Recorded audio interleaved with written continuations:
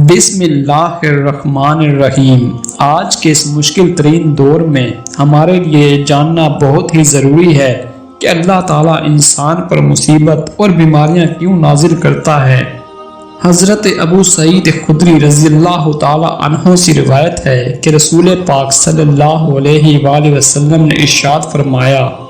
حضرت موسیٰ علیہ السلام نے اللہ سے ہم کلام ہو کر کہا، اے میرے رب، تو دنیا میں اپنے نیک بندے کو غربت زدہ اور تنگ حال بنا دیتا ہے۔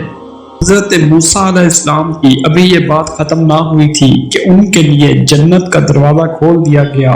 اور حضرت موسیٰ علیہ السلام اس جنت کی طرف دیکھنے لگے تو ارشاد باری تعالیٰ ہوا، اے موسیٰ، یہ جنت میں نے اسی مومن کے لیے بنائی ہے۔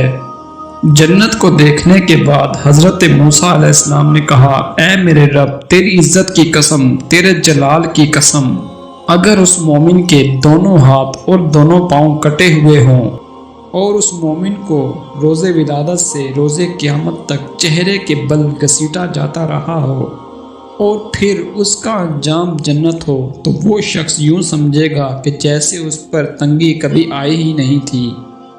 پھر حضرت موسیٰ علیہ السلام نے اللہ تعالیٰ سے ہم کلام ہو کر کہا، اے میرے رب، تو نے اپنے کافر بندے کے لیے دنیا میں بڑی وسعت اور دولت رکھی ہے۔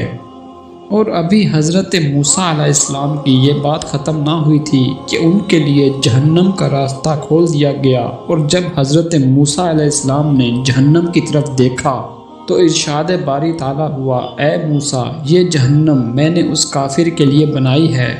یہ سننے کے بعد حضرت موسیٰ علیہ السلام نے کہا، اے میرے رب، اگر اس کافر کو روز ولادت سے روز قیامت تک پوری دنیا دے دی جائے،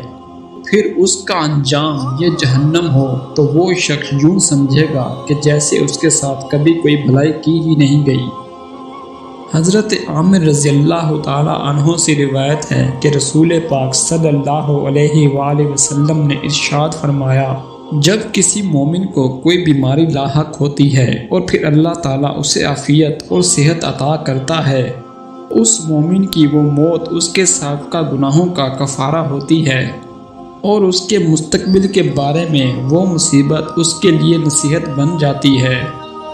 اور جب کبھی کسی منافق کو کوئی بیماری آ جاتی ہے اور پھر اللہ تعالیٰ اسے صحت عطا کرتا ہے، تو اس کی مثال ایسے ہے جیسے کہ کسی اونٹ کو اس کے مالکوں نے باندھ رکھا ہو اور پھر اس کو چھوڑ دیا، اور اس اونٹ کو پتہ بھی نہیں ہوتا کہ اسے کیوں باندھا گیا اور اسے کیوں چھوڑا گیا۔ ایک مرتبہ ایک شخص نے رسول پاک صلی اللہ علیہ وآلہ وسلم سے عرض کیا، اے رسول اللہ، یہ بیماریاں کیوں ہوتی ہیں؟ اس پر رسول پاک صلی اللہ علیہ وآلہ وسلم نے جواب دیا کہ میں تو کبھی بیمار نہیں ہوا، تو ہمارے پاس سے چلا جا، تم ہم میں سے نہیں ہو۔ اللہ تعالیٰ اپنے نیک بندوں کا مصیبتوں اور آزمائشوں سے امتحان لیتا ہے